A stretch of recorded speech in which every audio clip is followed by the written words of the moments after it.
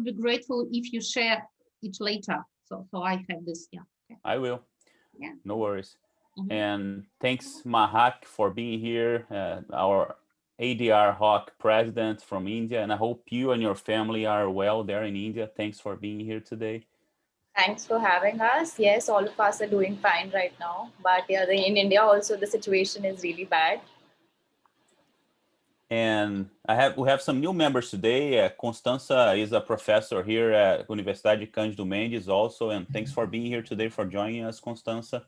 Thanks for having me. Nice to meet you all. Hello. Let's go to work. Let's get to work. And thanks everyone else. And Elisaveta, thank you for inviting Elena and this, this webinar, this lecture, this workshop, whatever you want to call it. It was your idea, and it was a great idea actually, because I'm Elena's fan. I had the opportunity to lecture at the Siberian Forum, and I know the BRICS Law Journal. It's one of the top journals in the world. So please introduce your Professor Elena and your dear friend. Yes, dear students and dear colleagues, it is an honor for me to introduce, my friend, my close friend, and remarkable researcher, and the editor-in-chief of one of the the coolest journal. This is a very high-ranked journal, the BRICS Law Journal, and this is Yelena Gladun, professor from Tyumen, from Siberia. So there is no just bears. We even have a Scopus journal, and we have Yelena Gladun from Tyumen, from Siberia. She's remarkable, and I'm so happy that I have a chance to know you, Yelena. Thank you so much that you have a time for today's lecture. So welcome. Well, thank you, dear colleagues, and thank you, Elisaveta. Thank you, Daniel. I feel really embarrassed being introduced like that, because for me, it's I'm not. I don't know how to explain it, but I feel like I have just started this way of publish internationally recognized papers myself as a researcher, and of being the editor-in-chief of BRICS Law Journal. I'll just tell about this a little bit later, and now I would like to greet anyone and to thank you all that you are here and you would like to listen to what I'm going to share with you. And I would like my talk to be just not kind of instruction or lecture or whatever, but I would like to share how we do this journal first, just to explain how, like, in far Siberia, we have established such a edition, such a thing like BRICS Law Journal, how it happened, and how I feel myself and how my colleagues do this hard job to publish papers, to write papers, to get them published. And I would like my talk to be just a discussion with you. So I will do the presentation, so you will see some ideas on the slides. But after that, I would like you just maybe ask questions or share your experience, how you think it is better to get published, and how it is better to, and if more efficient, to write papers. So I would suggest this way of our today's discussion, because I'm not that very like competent in being the editor, but I have started this and I really enjoy this activity. And I think all of us have had so many accomplishments by this day that anybody can share his or her experience, and let's just discuss it, okay? And I would like to start with the presentation. I'll share presentation first. Am I eligible? Yes, I can see it.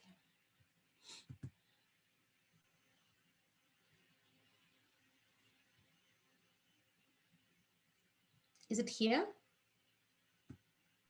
Yeah, it's on. It's on. Don't worry. It's on. So you can see it, right? Yeah. And yeah, first, just a few words about myself, maybe just to explain what my background is and I'm a professor of University of Tyumen, which is in not very big town in Siberia. And as I promised, I'll tell a little bit later how it happened that our university is internationalizing very actively, and we are really trying to be involved in international projects. And we have had very many international experience, much international experience and many international projects by now. And it's really an interesting story how to be international in a very distant city, because like in Brazil or India, I think you guys are more involved in different international activities, but it's not the same story about Siberia, because we don't have very many foreigners or international students now. We didn't have any at all, like 10 years ago, for example. Now we are getting more and more programs and students who are internationally who are international, and we have professors and colleagues who are internationally recognized, and all the same in business, the same in our just way of life. So more and more international companies and international investors are coming to our city, to our region. So we are really an interesting example of how to become open to the world, or how to be presented on international arena. And my background is I've been working here for about 20 years, I think, and now I'm a professor in public administration, and my research interest and my research background is legal regulations of government functions and environmental law, natural resource law. And for about 6 or 7 years, I'm involved in Arctic issues. And I have been studying northern indigenous people for more than 15 years. And I have been involved in different activities, like, for example, drafting bills and regulations related to indigenous people. And several years ago, I became more involved in international discussion and international projects with the Arctic countries. 2 years ago, I was a member of Fulbright Arctic Initiative. It was a great program putting together 16 researchers from Arctic countries. We spent a lot of time together, traveled together, 16 of us and our co-leaders. We traveled to 4 Arctic states, and we studied some issues, and we produced several papers. And just now we are working in the projects concerning COVID and indigenous people. So we are still together, and it was really great experience of my life. So since that, I think I can be named as a recognized professor, because I have been working with all those people and really do very interesting and very meaningful things. And also I teach some interdisciplinary courses, like sustainable development of Arctic territories and Arctic regions to master students. Well, and some like regional development is also a course for my bachelor students. So well, this is my background. And speaking about how to write scholarly articles and how to lead the international recognized journal, I will start first with the journal. BRICS Law Journal is our cherished project, I should say. We're very proud of have this project at our university. And University of Tyumen became a publisher of BRICS Law Journals in 2016, sorry. But before it, for 2 years, it was led by Professor Maleshin, who used to be a professor at Moscow State University. And he, together with his colleagues and his friends, so the well-recognized professors and lawyers of 5 BRICS countries, Brazil, India, Russia, China, South Africa, they initiated the journal, meaning and thinking of it as a platform, as a place to produce some dialogue and produce some results of collaboration between our 5 countries. And the idea of this journal was to create a platform for comparative research and discussion of legal issues, which are very meaningful and important for BRICS countries, and also to promote BRICS bloc and BRICS cooperation to the world, to the outside world. And for 2 years, this journal was developing, and in 2016, our university decided to lead this project, and I think it was a very crucial decision and very wise decision of our rector, ex-rector. Now he's a minister of science and education in Russia, and he decided in that time in 2016, the university was in the project quite big Russian projects called Excellence Project 5100. The name means that our universities are trying to be internationally recognized, and we do different steps to be open and to be international and to be known and to be not famous just for other countries and other universities just to know us. And we have employed different instruments for that, and BRICS Law Journal has become such an instrument.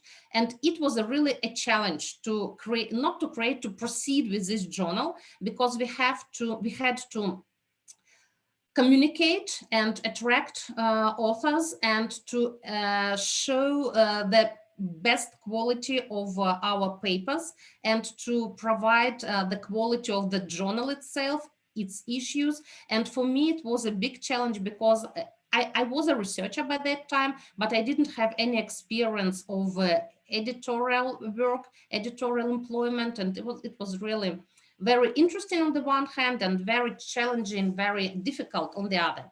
But I think we had a success because now we have a very, well, as my friends told, we have a famous, well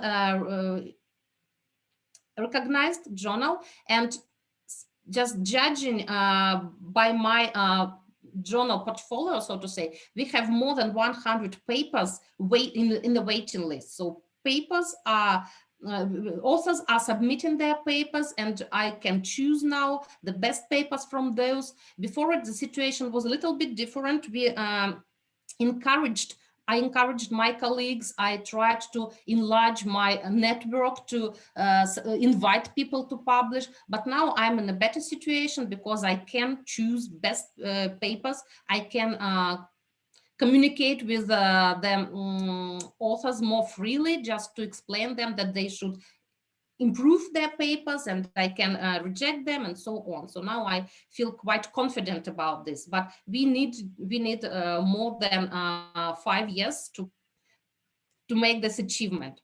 Well, and our journal is indexed by many international databases, like we are in Scopus and Web of Science now, and even it's not the only achievement. We are also in HAN Online database, which have access to more than almost 2,000 libraries and very many subscribers, almost in all countries. It's a legal database, and those who would like to find papers about BRICS and the countries and their legal legal issues, they can find us there.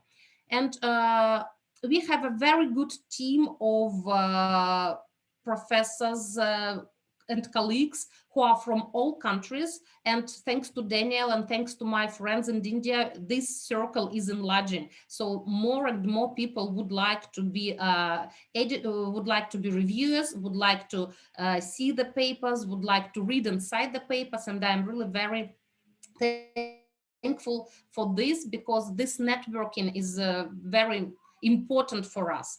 And as usually the journals which are in Scopus and Web of Science database, they have to publish their issues 4 times per year, and we do this, and we have both print and online copies. And now the pandemic situation kind of difficulty for us, because our printed copies are still in my office, and we cannot provide them, and we cannot give them any to anybody, because later I was presenting them everywhere at the conference, at different workshops. I was bringing our print copies and shared them with our colleagues and students, so it was much easier to do. Now we can just share online copies, but our journal is open access, so you can read all issues, all papers online at our website, and I think it's a very good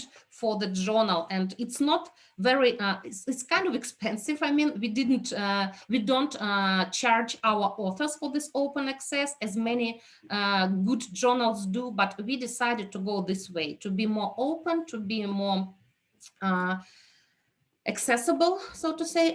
We think that this open access is a very big privilege of our journal, because authors do not have to pay for this. They just publish their paper, and everyone can see the paper, everyone can read it and cite it and share it and so on. But as all international recognized journals, all our publications are peer reviewed, and it is a very good idea as well, because it's not just the communication. It's very difficult to get paper reviewed, I should confess, because we have to ask people, we have to give them time, we have to follow all this like scheduling, so to say, and timing. It's kind of difficult, but on the other hand, our papers are seeable not only for authors, but we have a very good expertise and very valuable advice from our reviewers. And sometimes the review is even not better. I shouldn't say that, of course, because our authors do better job, of course, but sometimes reviewers provide such valuable advice and so valuable recommendations for their authors that their papers really become better, more interesting, more readable. And I'm very grateful for our reviewers from all countries in BRICS bloc. Well, and that is, I think it's all about our journal. If you're interested, we can discuss it later, and I'll tell what the process of submitting the paper and the process, editorial process looks like. But now I would like to share some ideas of how to publish a paper in BRICS Law Journal or in any other journal that you can imagine. And again, when I was working at my university like 10 years ago, I could never imagine that I could be an author of internationally published paper, an internationally recognized paper. And my first international paper happened, I should use this word, in 2002, when I was a part of, I forgot the name of this program. It was sponsored by Institute of International Education of the United States. It was a junior faculty development program, and I spent 1 year in the United States learning the experience of my legal colleagues and working with with other professors and working with other researchers. And that time I got my first international publication, and then 10 years passed. Within those I didn't have any. And for us, being faculty of a small provincial Siberian town, it was kind of a miracle to get published somewhere, because and there wasn't any requirements for us in this way, so nobody asked us to do this, and we didn't even trying to get published. But everything changed when our university started this internationalization program and this academic excellence program. By that time, we faced very strict requirements from the administration of the university, and we could choose either to be just a lecturer discussing the things you have never researched, or to go into a very deep and very profound research, publish papers, improve language skills, make networks, or just, it's like publish or perish. It's a very good expression, and we really faced it some years ago. And some people, some colleagues of mine, some part of the faculty, they chose the first way, so they didn't even try to get involved in this difficult but very interesting job of write papers and publish, and some of us took the other way. So we started step by step to think what is scholarly article, why I should write it, how to write it. And we really were very unprofessional in this. And we had, because when I studied my PhD in Russia, we didn't study very many courses on how to write an internationally recognized article. It's like my confession, because Russian PhD, it's a little bit different. And moreover, we didn't do it in English, of course. So to publish anything internationally recognized, you have to have very good English language skills. And some people, well, not some, many people of my faculty, they don't do this. They don't possess this English language skills. And when I'm working and speaking with my international colleagues, I explain that they ask why Russia is so reluctant and so reluctant to publish in English, just to publish internationally. And they asked, do you do any research? Do you study this or that question about, for example, about the Arctic, about indigenous people, or any other area of research? And they usually answer, yes, we do. But we do, and all my colleagues do, we do in Russian. And it's a very different story when you have done a research and then you have to publish it in the English language or any international language. It's really a challenge. And some people, they cannot overcome this problem. They cannot overcome this challenge. And that is why not very many Russian scholars publish in international database journals. It's the only reason, I think, language barrier. So some years ago, I had to overcome this, and I did my best. And my colleagues also, we have a very good team now with whom we are publishing. I'll show you later some examples of my works.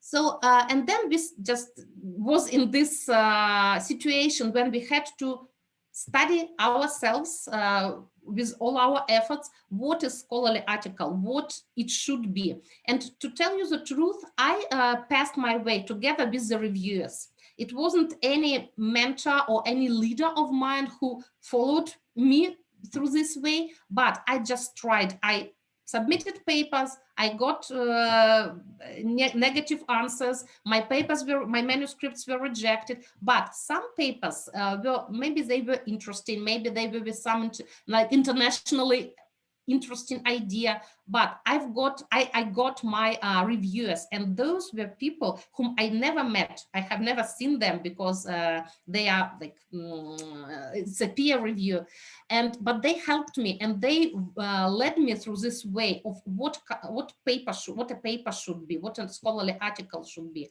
and that is why I can share it now with you. So how it can be performed. When our faculty and members of our faculty or our research community in Russia, usually they are in this crossroad. Why to write? Why not to write? Can I be just a lecturer and give some small courses to my students, or I should be involved in interesting and international projects? We usually discuss, and I think there are 5 reasons why to write a paper, and what can be your encouragement, so to say, what can be your driver, and what is your stakeholder in this? I think anything of these points can be the starting point. So you should think of different ways. For example, sometimes you just would like to communicate and you would like to build networks and expand your cooperation. In my case, I think it was the starting point when I was involved in some international networks and I was communicating and working with my foreign colleagues and foreign partners, and we did these papers together, and it was a very big help for me as well. So my first joint research and joint paper was in 2015 with my German colleagues. I was involved in a big project, climate related and land studies, climate studies, and together we produced a paper which was very successfully published and was very successfully cited. And it also was I think my start in the world of scholarly papers, so to say. But sometimes you would like just to share, to promote and exchange legal ideas or any other ideas in your academic field, in your academic area of knowledge. For example, you have made a very good research and you would like to share. And I think it's also a good idea to promote something, to let people know what are the results of your research. It also can be a starting point. So you would like to show it at the international level. And the same is to raise interest towards specific studies or culture or some social issues in your country when you would like to introduce it to the international community. And those are 2 points which I usually explain to my Russian colleagues when I give kind of lectures or presentations like this one.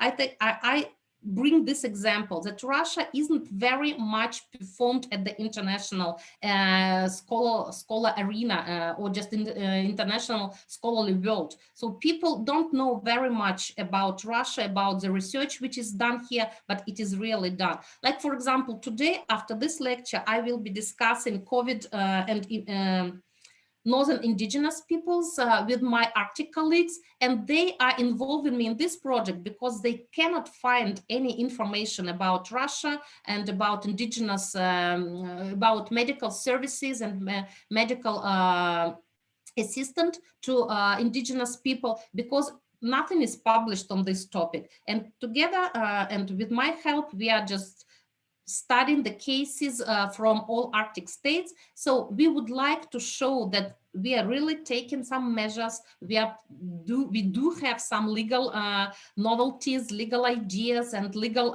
results. And it's a very good idea to share this with international community. And the only way to share, or maybe there are 2 ways to share, to be in groups like this, in networks like this, or to publish your paper and to raise interest in the international community.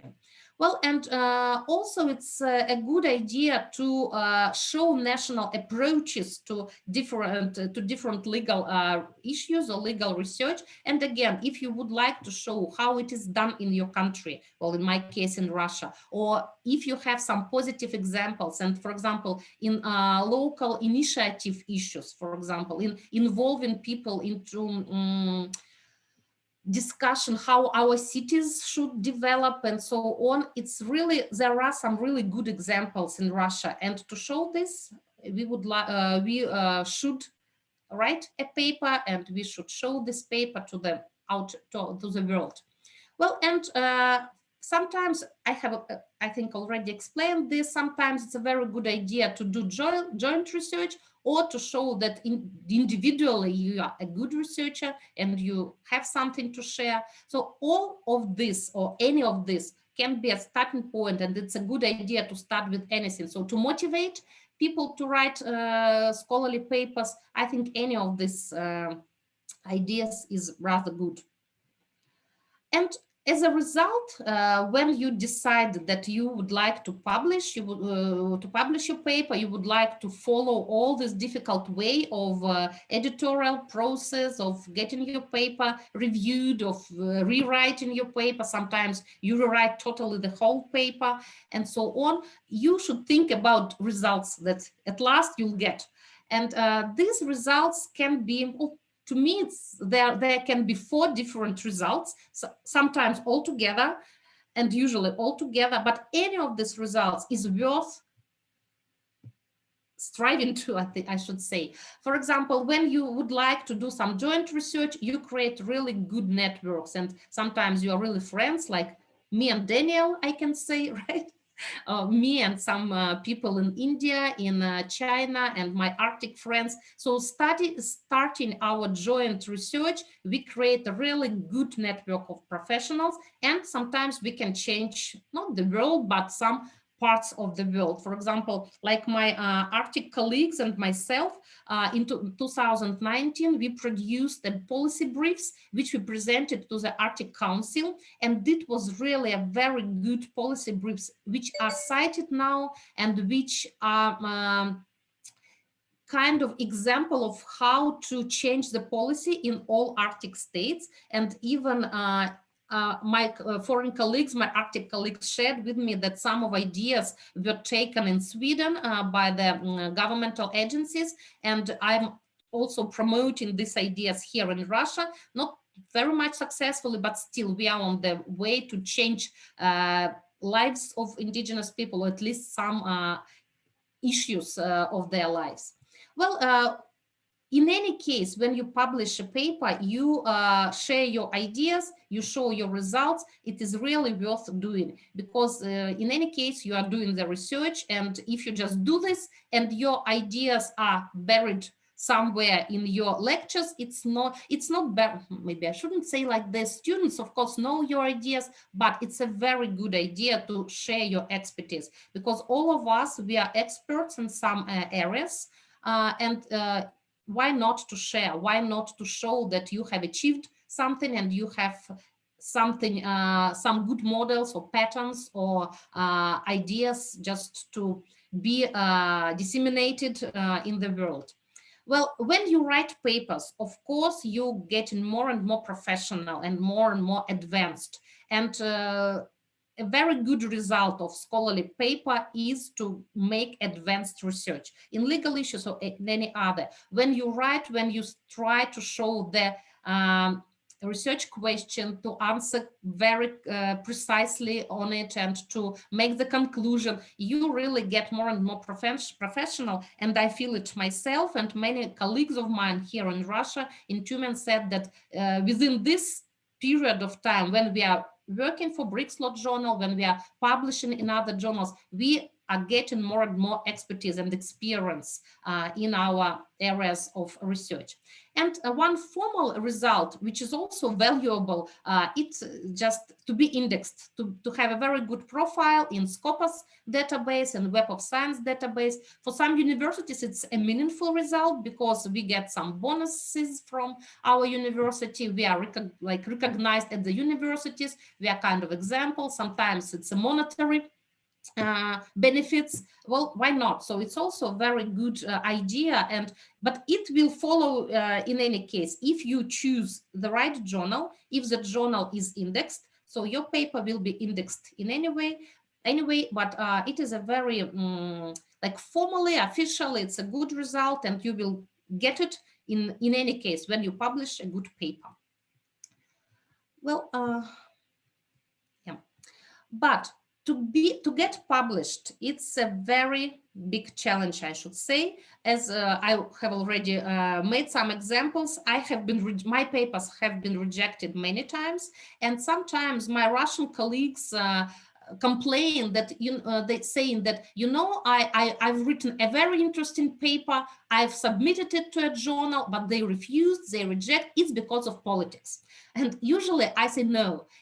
I think that politics is a very, very last point in all these points of editors and editors-in-chief, because if your paper is interesting and it's really not just interesting to read, it's readable, it's interesting, it's meaningful, and it can contribute to international ideas and international collaboration, then your paper won't be rejected. Like later, I'll share one paper with you, which has been reviewed and changed and discussed for 3 years. So I submitted it in 2017, and it was published last year in December. And it was written in a very bad language because it wasn't one of my very early experiences.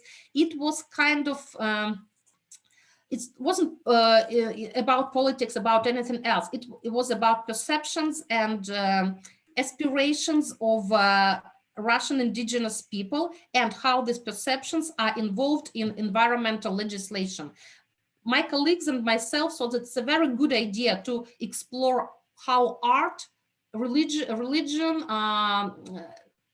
ancient culture, and so on, how they influence these perceptions and how they can influence the environmental legislation. And when we submitted this paper, we got the positive answer almost at once, but then we started to improve this paper, and it took a very long time. So that is an example that if your paper is really has something interesting and suggests some research tools, some internationally meaningful ideas, it will be published. And it is not a matter of politics or matter of country's leadership or whatever. It also, it is already experienced by myself and by my colleagues. So how to find an interesting point, how to make the paper readable, I think I cannot answer this question, but you should just try to get it concerning your research area, concerning the ideas, but it should be original, of course. So it should be something that really have not been published before. I mean, not in formal sense, but generally. So you should, for this and to achieve this, you should read a lot, of course. Just to publish a paper means that you have read 100 papers on this topic, you have followed all the discussions, you are following all the community groups, you are discussing this idea, or not idea, you are discussing this area, and you are involved in many like discussion clubs or groups or whatever. Because when you haven't read anything about this, you think, oh, my idea is so nice and I'll publish it. Like my colleagues in Russia, they like the topic of control, for example, very much, administrative control, something like that. And when I try to explain that it's not interesting for European community, for example, because they don't have the same system of administrative control, they cannot understand it because they have not read any papers in English or just in international journals about it. And for them, it's kind of, wow, in Russia, it's an interesting topic. Why not around the world? So it's very difficult to find this very point, the gem of your ideas, of your research. But when you do it, I think the paper will be accepted by the journal. Very important issue is to find this very journal which take your which will take your paper, which will work with you, because as an editor-in-chief, I was already telling that I've got more than 100 papers in my waiting list, so I can choose now, and some papers, they really don't fit. So they are about everything, international waterways, I don't know, some COVID and something. It's not the scope of my journal. Some papers can be really good, but I will never publish them in my journal because nobody among my audience, within my audience, readers who read BRICS Law Journal, nobody will be interested in it, because in our journal, readers would like to see what are BRICS collaboration about, what are the tools of economical advancement of BRICS countries, and so on. So what are environmental tools to make our countries more ecologically profound? So different issues can be written about BRICS, of course, but when I receive papers about anything not related to BRICS, I will reject them for sure. So when you are trying to find your journal, you should keep in mind the following issues. It's a very good idea to look where authors in this field publish. And when you see the citations, when you know, of course, sometimes you know the authors. Like in my research area in the Arctic, I know the researchers who publish about this and that. And of course, I read like Elementor Journal or Scandinavian Journal of Public Health or something like that. And I know that there will be, there was a paper of a very recognized author. Well, if journal takes these papers, maybe it's a good idea to submit there. Then it's a very good idea. The second point is carefully consider the field and the scope of the journal. Well, I have told about this, and you should see, for example, all the requirements of the journal. Like if the journals, they are all open accessed, and they are on journals' websites. So to be safe, so to say, from these journals which are not indexed, which are really predators journals, so they are called persuaded journals, I think, in English. You should be very careful. If a journal is good, if it's internationally recognized, it has all information on its website. So you can see the papers, at least the abstracts, if not full text, but you can see the abstracts, you can see what are the description, what is the description of the journal. So you can easily find this information. So what is the field and the scope. And if your paper is about, well, BRICS environmental regulations, yes, it's about BRICS. So in my journal, for example, in BRICS Law Journal, BRICS is a keyword. If you can write about 2 countries, comparing them in some issues, you can write about all 5 countries. Sometimes our papers are about all the bloc, about all 5 countries, comparing different legal regulations of different areas. So you should consider it very carefully. Well, if you are interested in impact factor, also you should, of course, keep this in mind, and you should see what is the rank, because sometimes, like in at our university, it's very, like, you can publish anywhere, of course, but if you are publishing Q1 and Q2 rating, it's better, and you are more like praised for this and so on. But sometimes it's not important. For example, some journals can be really very specific without any not high rated, but they can be for some very narrow specialists. And sometimes it's a good idea to have this journal in mind. Very important is to know everything about the journal, to study it very carefully. For example, if you have some requirements from your employer, from the university or from the research group or whatever, and you will you need to have your article published like within a year, for example, please look very carefully how long the journal is working with the article. What is turnaround time? What are requirements? What are other specifics? Like here, not here, we, the journal's editors, are in very like good position now. We don't have any commitments before authors. We have a very big commitment to get a good article and to get your article cited.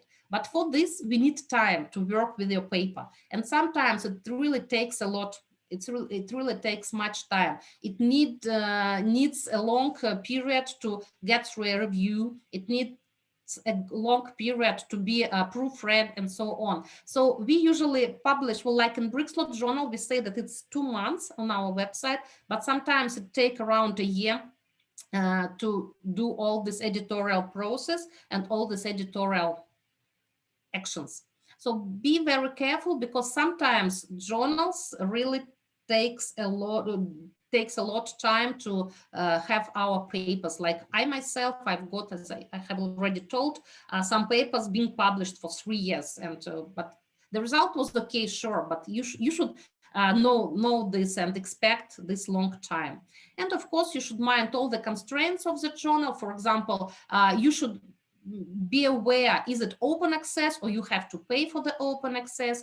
You should be aware if you have to proofread this paper yourself, or there is a proofreader in the journal. What is the length of the paper? How long it should be? And all the what are the citation style? What is generally how style of the journal? So you should mind all these requirements and constraints to be should be very accurate about this, because journals can reject papers because they do not follow their journal style, for example. They do not follow the journal's volume, like lengths or volume of papers and so on. Well, I think it's needless. Elena, yeah. Daniel here. When I sent a paper to your journal, to BRICS Law Journal, I checked all the numbers, all the issues of the journal to see if any of the papers already published could be cited by me at that, at my paper. So I always think it's a good strategy to do that, because there's a good chance that the reviewer you'll be citing the reviewer, actually, if you are getting papers, and of course you are helping the journal, because you are citing the journal, and that's important for the impact factor. Yes, And it's more for the journal, I think, not for the reviewer, because we usually see that authors are citing us, and it's helpful not just for the journal, but for the authors themselves, because the more we are cited, this cross-ref system is working like this, the higher the rating. So if you are interested in being cited yourself, you should be in kind of high-rated journal, and this is like a circle. So you cite someone, then you'll be cited in the same. Yes, it's a good idea. It's a very, and it's not a bad idea even in different ways that you see who writes or wrote about the same issue, and you can just see where is your position, what can you add, or what can you just borrow from this author. It's, yeah, in any case, it's a good position. And Daniel, it's good you just started talking, because I see that I'm talking for almost an no, hour. go ahead. I just, just Yeah. making a point here. And what I found most difficult in your journal was that you want papers, if I'm not mistaken, from at 30,000 words and above. So it's big papers. We are receiving a little bit less paper, smaller papers. It's not that very strict actually. Sometimes we have a smaller volume, but yeah, but it depends. Some journals they even ask for more pages than us. And some journals like about 7,000 words, 8,000 words. It's like an average volume, an average length of the journal. Yes, but you can 30, I think 10,000 words is our like minimum that we can receive. Now we are updating our policy. Not policy, our house style, and very soon you can see our updated house style. It will be almost the same, but maybe I will actualize the most difficult issues. All authors ask me from time to time that why your citations is like that or like that. So I'll do it more easable for authors. It's because I'm a new editor-in-chief, so to say, and a little bit later it wasn't updated very often, but now I'll try to just close this gap. There is kind of difficulties. I know there are some difficulties. The journal is amazing. Don't worry about it. Thank you. No, I should worry. now I worry about very many things. Being the executive editor, I will just worry about all these organization things, like publishing itself and attracting some authors. But now it's all my responsibility, and I would like to make it easy and for authors and more understandable and so on. So I will, but it takes too much time to do everything. So sorry if we are not very doable, so to say, as a journal, because sometimes, yeah, we have to change, to update some things. Well, and I think maybe I'll try to close to finalize it somehow. Well, I don't think it's a good idea. You have all the time you want, Elena. Don't worry about the time. Sure. Yeah, speaking about the design of the paper, I think everyone know this, that it should be of a certain design, but our journal is a different example. We have an introduction section, introduction part, but in our journal, we don't ask for methods to be structured separately or just to structure the results, but you should also follow the journal you would like to be published in. You should see what they tell about the design of the paper. Sometimes it's very important, and journals ask for this, to underline methods, to structure it as a separate part of the paper, and to underline results. It's not in BRICS Law Journal. Our papers are kind of more freely, so to say, more easy structured, but of course those parts should be visible. So introduction is for sure, where you write the background of this issue, the purpose of the article, the research question, and how you answer. Sometimes methods can be put in the introduction, and of course any journal would like to see the discussion, where you bring the opinions, the ideas of many researchers who explore this issue. When you compare and make some critical analysis of their publications, and of course you should analyze their publications and results, and you should give your conclusion. Of course, it can be done in different parts, can be done, in different parts of the paper. Like in BRICS Law Journal, we usually have visible introduction, and it is because we try to write more about all BRICS countries, and sometimes our authors structured like introduction and then 5 countries and their cases and then the conclusion. So it's also possible. So you can structure like that. And how it works here, I would like to bring some examples, or maybe I'll just share this presentation. You can follow, because I would like to answer your questions if you have some. Here is a paper which was an editorial process for 3 years. So the journal is Ethics, Policy and Environment, a very good one. And our wish, my colleague Olga and myself, so we would it was our dream to get published in this journal, and we submitted and we were accepted. But later we were working with the reviewers and with the editor for more than 2 years. But the result was very nice and very, how to say, we were very happy about this. So that is an example how the paper should be structured and how it can be designed and so on. And there are some examples from our journal, which the design is different, as I have already told. And also would like to stress one more issue. Then when you submitted your paper, it's just the beginning of the process. I mean, the publication process. Of course, you've done your research, and it can be a very long process, like for a year or for some years, you are studying some issue. But since you submitted, the process, publication process can be long, can be difficult, because sometimes it takes so many changes. You undertake so many changes. The reviewer can completely criticize your paper, and you have to rewrite it. You have to change some structure, this structure. You have to add some more literature. You have to add some more opinion. So it's a kind of difficult question. It's not only about BRICS Law Journal. Now we have got my Arctic colleagues and myself.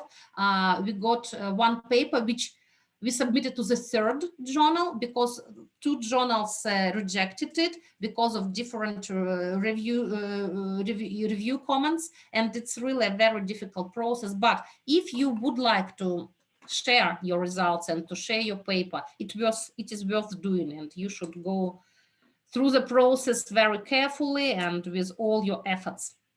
I think, of course, your language should be okay. It's a very important issue for Russian scholars, I should say. Brazilian and Indian colleagues are much are better and happy in this situation, because their English is very good, and you don't need to struggle with all these grammar forms and synonyms and so on. I still feel some difficulties sometimes in putting very precise word or phrase or some term in the paper. Well, you should do this. And well, authors are usually responsible for 2 things. So the first thing is to provide original paper. It should not be published anywhere, and it should not be submitted anywhere. I think you know all these requirements, but sometimes people know, but people submit to 2 or 3 journals. It's not possible. And since I, as an editor, know about the situation, I would never publish this author again, because I'll do all this editorial process, and then the author writes me that, okay, you know, I have been just published in the other journal. It's a big problem for both, but mostly for authors, I think, because there is ethical issues, and you should follow them, of course. And the second thing authors are responsible for, it's the quality of the content, style. You should follow all the citations and so on. Of course, we help, and our journal has a proofreader and an editor who follow all the style requirements and so on, but still we ask from authors to provide correct citations, to provide all the names correctly and so on, all the pages correctly. So it's your responsibility. Well, peer review, we have already discussed it. Yes, it's a very difficult process for both, for editors, because we have to find reviewers and it's sometimes very difficult, and for authors. Since the reviewer is found, he or she tries to do the best job, and they look through the paper and they correct and they show their opinion. Sometimes their opinion are not that good, I should say. So I had some examples when we were criticized, and it was really not weird critics, because we should not say this. Oh, like I'll bring an example. For example, into some years ago, we tried to publish a paper on land regulations in Russia, and we submitted to a German journal, international recognized, and we got the review saying that, why didn't you mention such municipalities as, and the reviewer enumerated types of municipalities that existed in Russia 200 years ago. And we were like, wow, we don't have this kind of municipalities now, but still we couldn't do anything. We just recalled this paper from this journal. And there are some other examples when the reviewers are not right, but still the journals follow their recommendations, and it's up to the author to agree or to just recall his or her paper. Well, here is our team, and we are all open. And as an editor-in-chief, I try to be open and to how to say, to respond, responsive, and to respond to authors' emails and calls. But if we don't do sometimes, it's because we are very extremely busy, and I just would like to say, excuse me if I have not responded very quickly, but you should just remind of yourself. And it's very wise of the authors when they just not to when they not just submit their papers, but they follow what is the process, where they are in the process. For us, for the editors, it's very helpful, because even this editorial electronic system, it works well, but we have to follow it as well. And sometimes, like me, for example, a fresh editor-in-chief, sometimes it's kind of difficult to follow all these details. And when the authors write me, I usually write them back and explain that, well, it will be done soon, or you just reject it, and so on.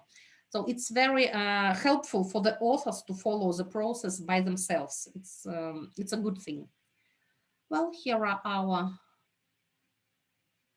journal, and here is our journal, and my email, and it's from old presentation. Well, all information is on our journal website. It's about our journal. And to follow the journal rankings and so on, I use Scopus website, so you can follow, or you can use this journal rank website. It's very helpful, so you can find the journals of your topic related to your research, ratings, and so on.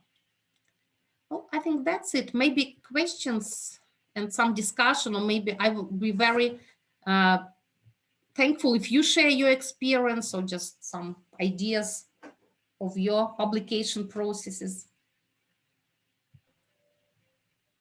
Hi, Elena. I have lots of questions, but I'm only gonna make one, of course. I think we should talk more. And how do you have first, just to put because here in this group we have people that are experienced researchers, but people that are learning, are beginner researchers. Like I have some students of mine that from the law schools. Bernardo, for example, is here. He's a brilliant student, but he have a brilliant career, but now he's learning how to write a good paper. And do you have a desk review before sending to the reviewers? Like the editor-in-chief or the executive editor would look at the paper and say, okay, this paper fits in the journal, so I'm not going to reject it at first, and I'm going to send it to the reviewers?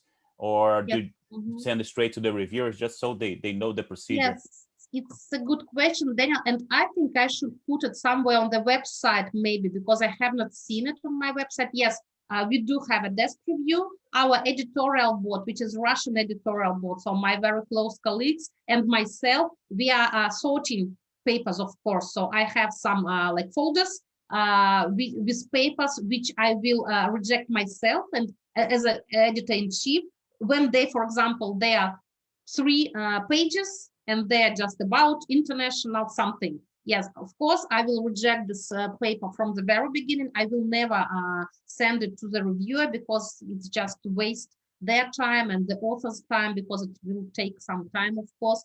We have this desk process, of course. Well, some papers, I recommend to improve some papers on the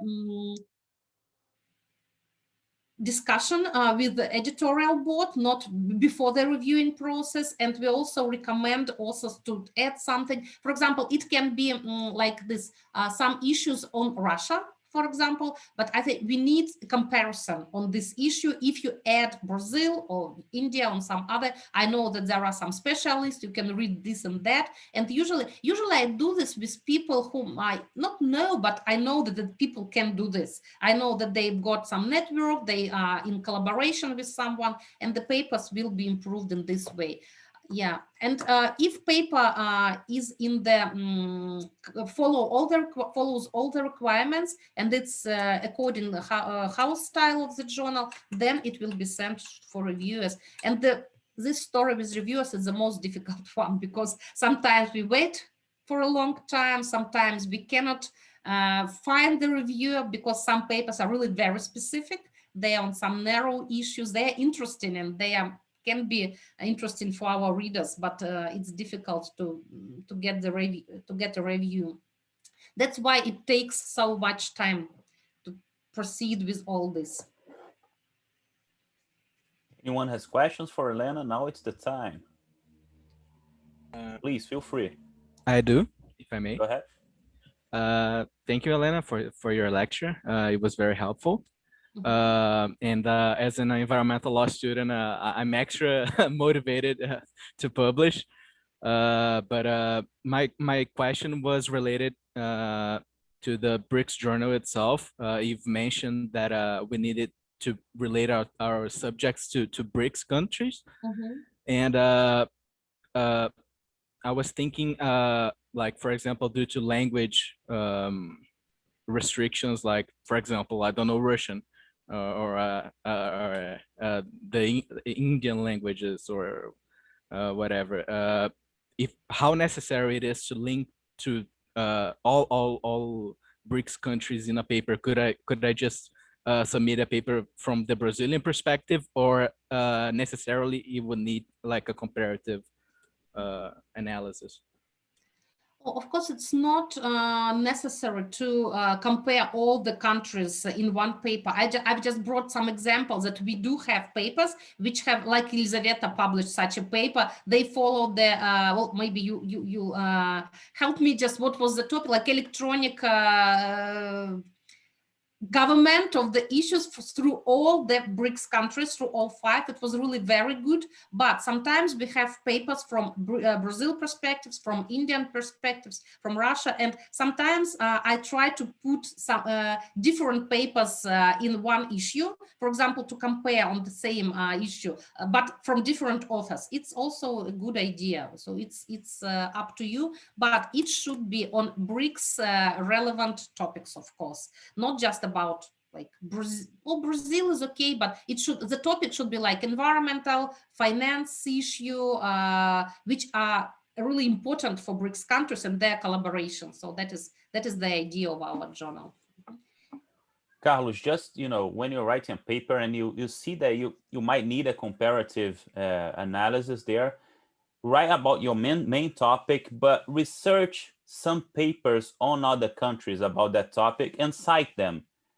So you're making a little analysis, see about this topic in this country, this, and this. So that makes it easier. So the editor-in-chief and the reviewers will see that you researched it in those countries, in the big BRICS countries. Of course, when I'm writing for a journal like Elena's journal, I find it difficult for them to find papers from China. That's, you know, that's not easy. And even from Russia, because most of the papers from Russia are in Russian. Yes. So we will find something in English, but Russians are like Brazilians in the law field, and not all of the Brazilians in the law field speak English, and more difficult even so to write in English. You know, we law professors who don't publish in English, you know that here in Brazil mostly. And of course, you guys from the new generation are changing that. You speak English since two years old. You know, my son already speaks a little English with 4 years old, and so that's different. But we're getting there. Professor Jair, thanks for being here today. Professor Jair Helena is a great professor from Brazil, and also Elisaveta's friend, right, Elisaveta, and he's here today with us, Of and course. he's Hi. Yeah, and speaking, answering a little bit more about on Carlos' question. On the one hand, it's a challenge when you can't find anything about the country. But on the other hand, like myself, Elisaveta, well, Daniel, who are people, local people from those countries. That's why we are so popular. You see, many people invite and involve us in their networking, in their collaboration, because we can contribute, and we are very happy to share. Well, I'm working in different collaborative groups, and I really would like to share the achievements from Russia, the situation from Russia, laws or just some regulations if it's a legal issue from Russia, because sometimes it's really only in Russian. But we do have, and we are happy to share. And on that, like Daniel is right, but sometimes you just not need to cite, it's not that important, but you can bring some cases. For example, you write about Brazil, or you write about, well, one BRICS country, but you bring as an example a case from something, from anywhere, from Russia, from China. Or if you need also, we are all in this collaborative group now, we can try to find some networking for you also. So for example, if you write about this or that issue, well, Elisaveta, Daniel, myself, I think we'll be happy to connect you with someone who, that I think that's the idea of this group, Elisaveta, right? To connect people, to bring expertise from different countries, because sometimes it's very difficult to find information about Russia, about China. Well, but for you, it's more beneficial to study how it's done there, how it's done in other countries. Sometimes it's very interesting to compare. Elena, I was talking to Elisaveta while you spoke about the vaccination of indigenous people on COVID-19, and Brazil actually had a plan. The government made a plan to vaccinate the indigenous people from the Amazon forest and everything. Mm-hmm. Maybe that's interesting for you. I'm here to help you if you want to see the Brazilian perspective, because we have a public health system here. Mm-hmm. And of course you can go to the hospitals, they are free. But of course they are not good. They lack infrastructure. They have good doctors, but only a few doctors, not enough. And if you want to survive well here in Brazil, you have to have insurance and go to the private hospitals. But even so, we call it the unique health system, SUS. It's the public health system, but they reach the whole Brazil, and they have that in good. They go on a boat to vaccinate the indigenous people, and they were actually the first to get the vaccine, one of the first to get the vaccine, because they didn't have any immunity, because they live isolated in the middle of the forest, but the government go and reach them. So that's the good news about it. So maybe that is interesting for you if you're researching that topic. Oh, cool. Thank you. Thank you. Yeah, that's what the good example, how you can just connecting with people and use their examples, their cases. I think it's a very good idea. And journals also prefer such papers, as far as I can see. So again, I just would like to say that I'm not very competent in all these issues, but what I have seen from my perspective, that journals and books, editor houses, they are very interested in these comparative things when they see the perspective of different countries. So, and for readers, it's very interesting to see how it's done this and there, how it can be compared. Elisaveta, do you have a question? Jair has a question. I saw his face. I could see it. I have a lot of questions and very, very few answers. So that's why I'm asking you, Professor. So The same am I. and as time goes on, I'm getting more and more confused about things. So that's the reason why, Daniel, I'm just using your time to tell you, Professor. First of all, Daniel, thanks for putting this together. Professor Elizabeth, thanks for putting this together. I mean, Ambra and the other universities and institutions that are somehow underpinning this effort and everything. It's very important. It's extremely important. So thank you wholeheartedly. I'm really grateful to you because I'm learning and remembering a lot of things. Sometimes, you know, when you get old, Professor, it's important for you to remember things, right? That's what I'm doing right now, recalling things. So a second, Professor, I would like to really congratulate you, right? And this is not something that I'm doing in jest. You told us, it's interesting. Human beings are interesting. They listen to some parts of, I mean, mostly what interests them more, and some other parts we just let it slip away, right? But the thing is that you told us, and I could see in your face, in your body language, in your commitment, in the very passionate way that you speak about this journal and about your work, that first of all, you have the call for being not only a researcher, but an editor. Second, you're very talented. Third, you're very determined, right? You told us that you've been working on this for 10 years at least. I mean, not counting the many years, although you're very young, I mean, the many years that you've been doing this before even getting to the university. Fourth, you spent a year in the United States. Probably you have a family where you live and everything, so you had to leave things behind, and it's not easy. We've been, I mean, traveling all around and living in other countries. We know exactly how difficult it might be and everything. We have our cultural roots and so on and so forth. But most importantly than all of these things, we found a proper ecosystem. I've noticed that environment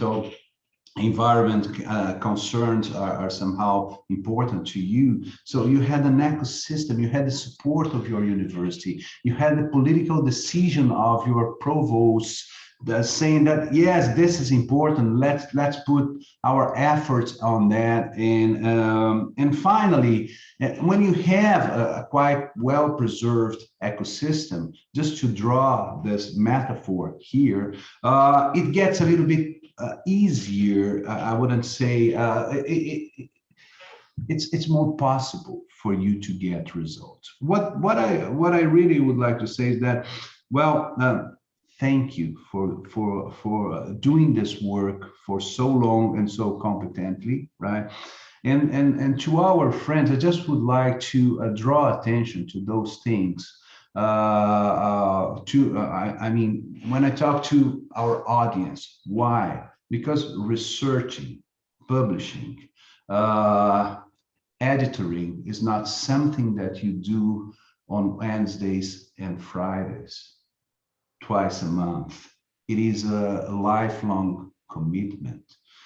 For you to become a researcher is like to become a professor.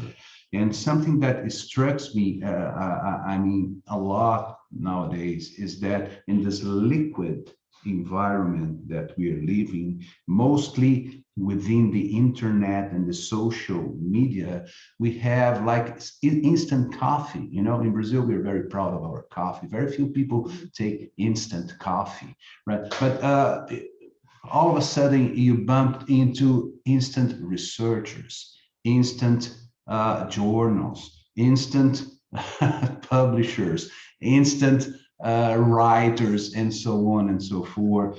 And it's so nice. In Brazil, it's 11:25 right now. It's so nice to wake up. I mean, of course, I didn't wake up. I mean, 30 minutes ago, I've been listening attentively to your lecture, and to have you telling us these things, and more importantly, to watch you witnessing about how important, how vital, how great it is to have people like yourself doing this kind of work. Thank you, Professor Elena. And 10, 20 years from now, when they will try to find out what we've been thinking about, I mean, environmental law, BRICS, and so on and so forth, they will look into your journal because it is yours too, right?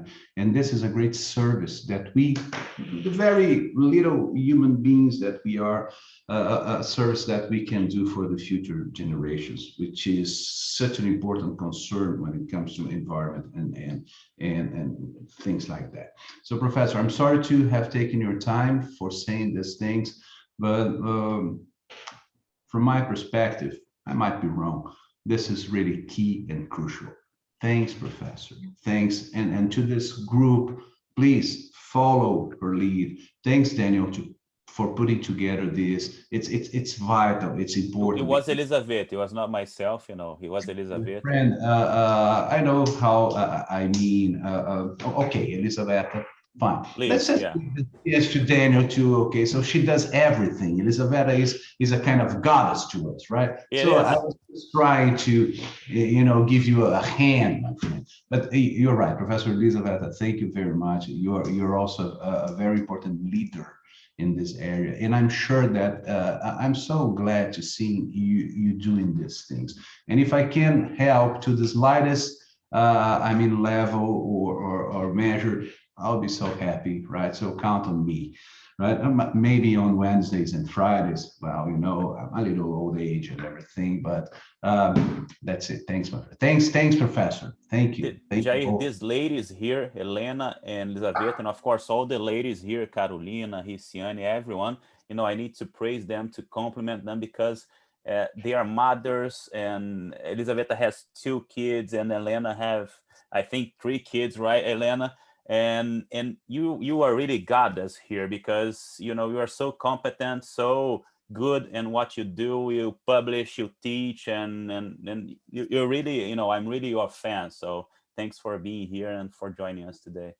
Daniel and Gerald. I think Elizaveta is blushing. Well, my cheeks are blushing because so good words. And I believe, well, you know, sometimes I feel, I think it's kind of imposter syndrome. Is it right in English? When you just feel you don't have so many skills as people think you do. I really feel it from time to time. But Jay was right there. When we started this, we didn't know anything about this, myself, my university, but we understood that in this moment when Russia is just internationalizing, trying to be more open and so on, we need to have kind of platform, kind of forum. And we don't have just BRICS Law Journal at our university. We have some other journals, well, in natural sciences. They're also collaborating. And Jer, what you are right about is that when you started doing this, you could never stop because you are involving.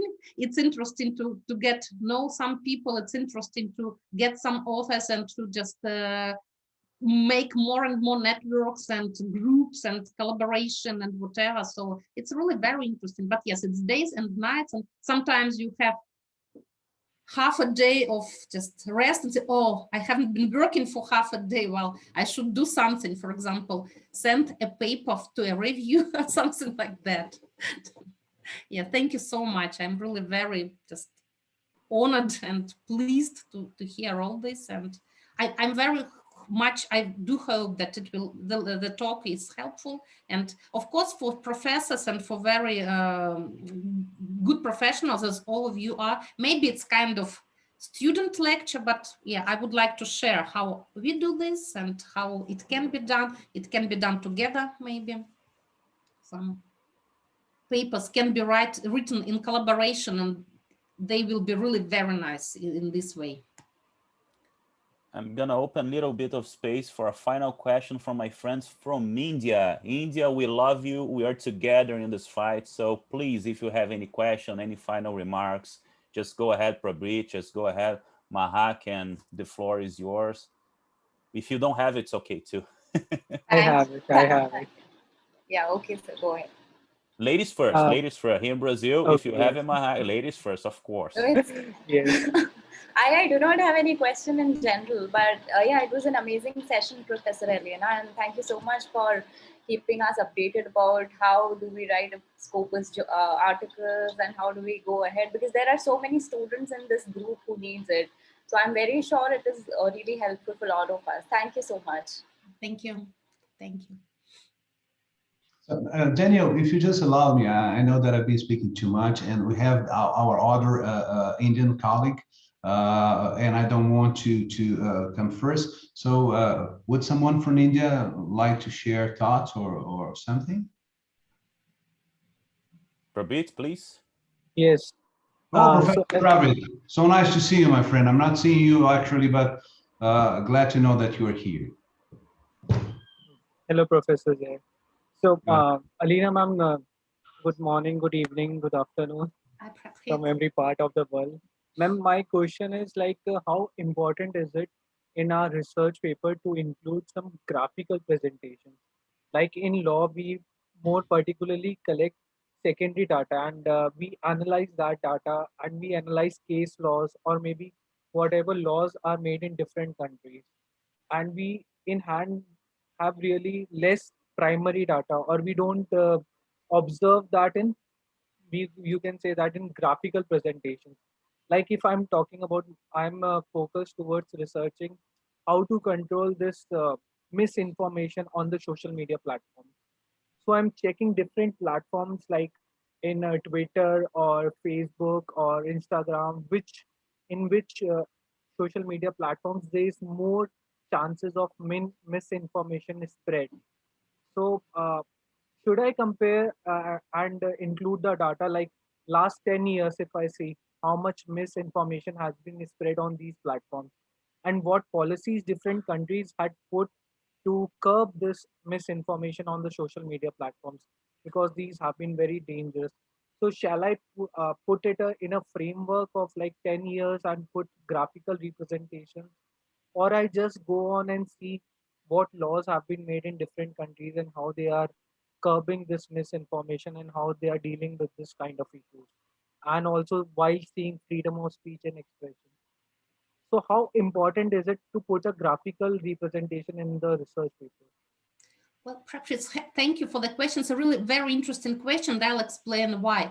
I think it's kind of interesting story of changing legal papers, which I have been feeling for a while. Like in Russia, for example, some years ago, when you just read a legal research, legal paper, you have never seen kind of like charts or pie charts or anything like that. And especially in Russia, I'm not very sure about your countries. Maybe we can share it now. But in Russia, it was very strictly formatted, so to say, that scholarly legal paper should be just the text, analyzing primary data and just making some conclusions, and that's it. And when we started BRICS Law Journal, I think we followed this way. So it was kind of very like legal, like, so to say. But what I'm feeling now, and when I just publish my own paper on different topics, we are trying to be more and more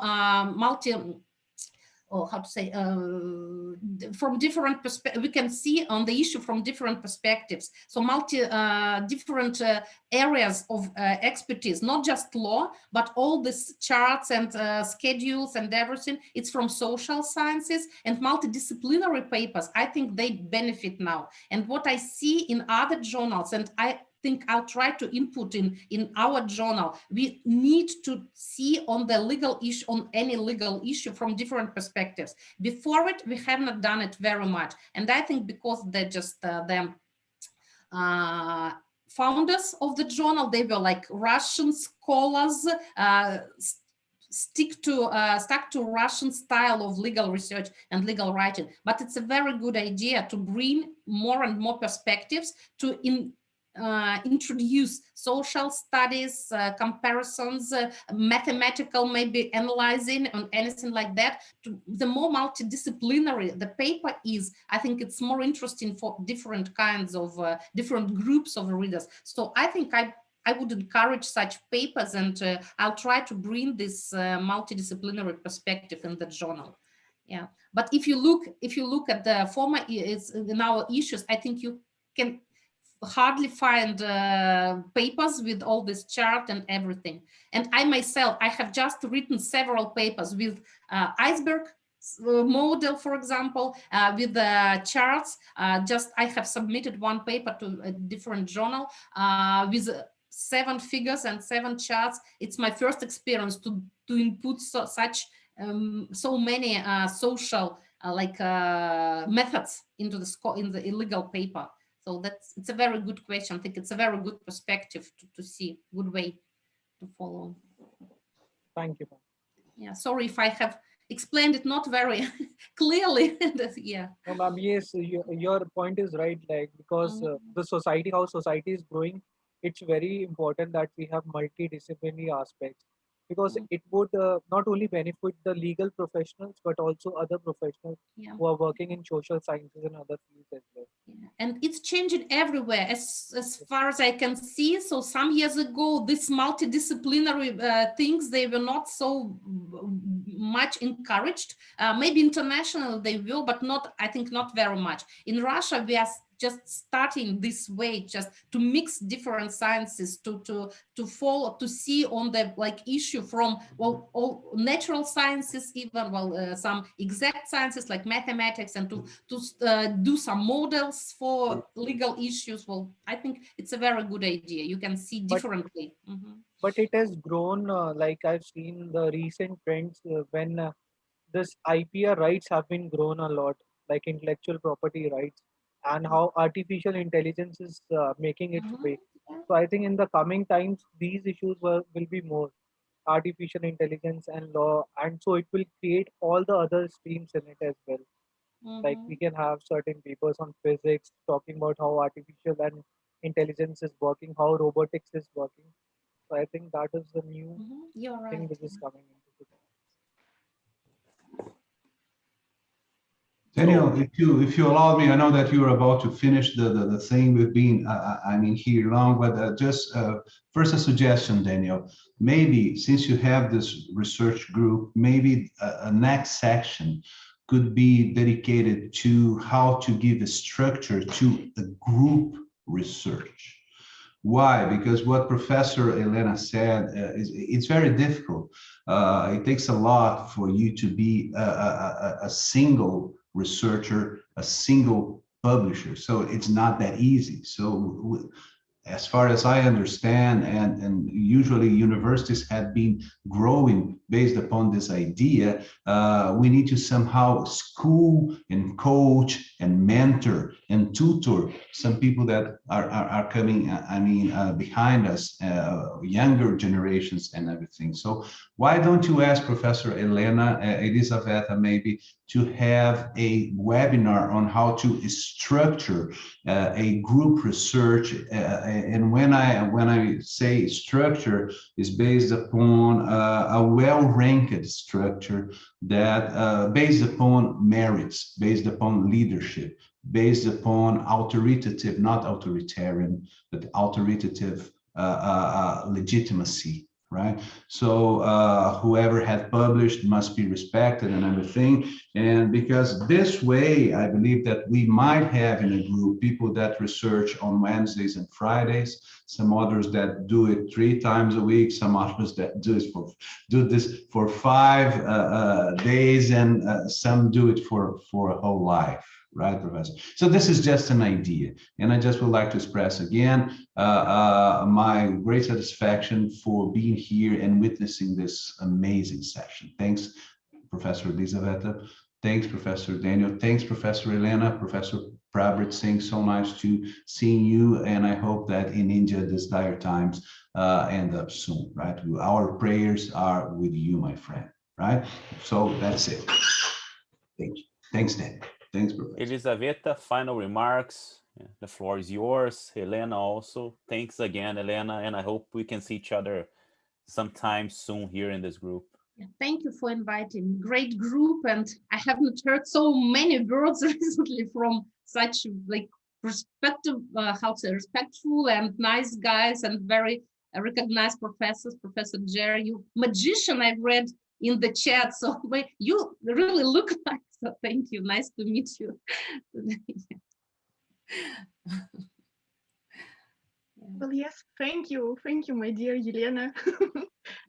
I have so many words to say to you. Yes, but thank you that you have a time, that you have the time to spend to our group. It is very, very important for us because we have here the students. They are making all their first steps in this not very easy task to to research, to write the research article. And thank you for this opportunity. Thank you for your amazing presentation. Thank you for being with us today. Thank you for everything. And take care in your countries, in your homes. Yeah, be very healthy and strong. Weird time, difficult time, but I hope we will visit each other very soon and all be in good health, in good spirits. Well, soon we'll do a webinar in Brazil, in Russia, in India, face-to-face. Well, not face-to-face webinar, no. You know, a conference actually, you know, a face-to-face conference, you know, face-to-face webinar is a good joke, right? I think summer law school will be of more duration. So we can stay in each other's country for a long time and we can enjoy that place. Thanks, everyone. Please take care and see you in 15 days in a fourth night. Thanks, everyone. Bye-bye. Thank you once again. Bye-bye. Bye. Take care. Bye-bye.